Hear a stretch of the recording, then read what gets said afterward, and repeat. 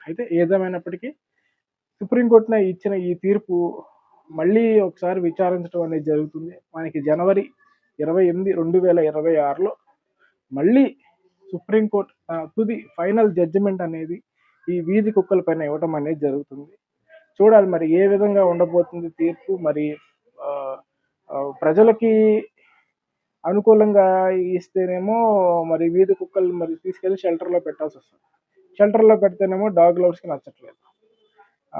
ఏదైనప్పటికీ పబ్లిక్ వాదన ఏంటి అంటే, అన్నిటికన్నా విలువైంది మానవుని యొక్క ప్రాణం.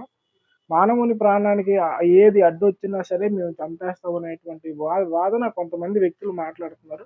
దాంతో పాటు ఈ ఇటీవల కాలంలో కుక్కల దాడిలో చిన్న పిల్లలు గాయపడుతున్నారు. అలాగే రాబీస్ అనేటువంటి వ్యాధి ఎక్కువగా ముదరటంతో ఒకళ్ళు ఇద్దరు అక్కడక్కడ చనిపోవడం కూడా జరిగింది. అవన్నీ దృష్టిలో పెట్టుకొని సుప్రీం కోర్ట్ మరి ఏ విధంగా తీర్పిస్తుందనే అంశం మనం ఒకసారి మళ్ళీ చూడాల్సిన సందర్భం ఏర్పడింది.